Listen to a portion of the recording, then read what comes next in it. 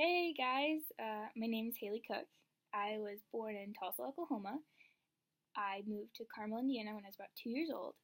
Both my parents were born in Indiana. Two-thirds of my grandparents were born in the United States. My dad's mom was born in England. Uh, my two great grandparents on my mom's side were born in Germany, and my two great grandparents on my dad's side were born in England, so I'm half British, half German. And my object today is this little box that my grandma made for me, and I don't know if you guys can see the reading or not, but it's life is hard, yard by yard, inch by inch, it's a cinch.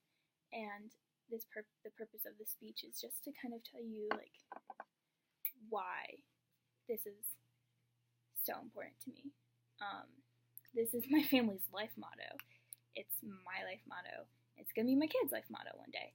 So when I was about 8 years old, my grandma was diagnosed with leukemia, and she lived in Indianapolis. So her hospital was about 30 minutes away from our house, and I saw her in the hospital every single day. And I could remember how her doctors would come into the room with those straight doctor faces, and you could just tell that it was bad news. And my parents would be like, "Oh, Haley, draw your grandma another picture." And I'd be like, okay, even though she already had a wall full of pictures drawn by me. And I would kind of tune out, but then I would hear certain words like chemo, or results still need to be in, or the results weren't good. And I, even as an 8-year-old, I could understand this wasn't positive. And my grandma, after the doctor had left, my grandma would turn to me and be like, "Oh, Haley, that's such a pretty picture," or "How was school today?" Or she would want to hear about my problems. She would hear about my life. She didn't want to talk about her problems. She just wanted to talk to me. And probably about a year into all this chemotherapy and these treatments, it took a toll on me.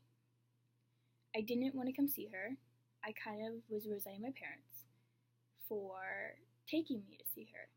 And she made me this little box. And she said, "I don't want you to remember me in this bed. I want you to remember me like this, in this saying."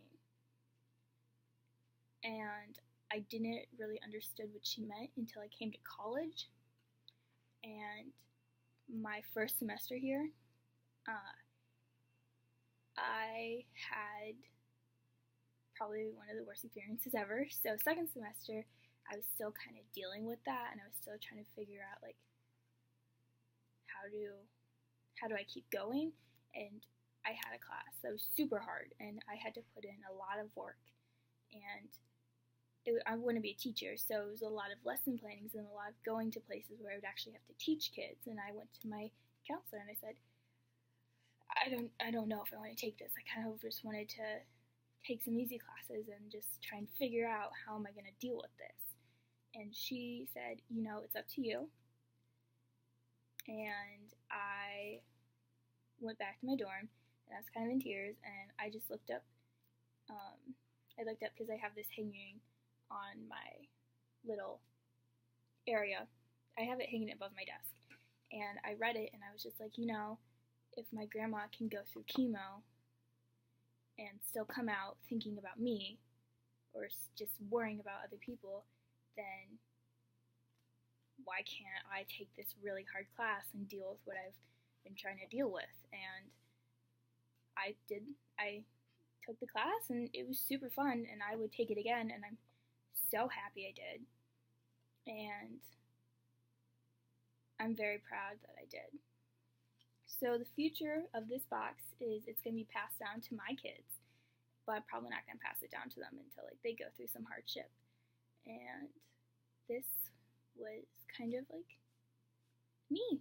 I'm very happy you guys got to see this side of me, and I hope you guys like this. Bye!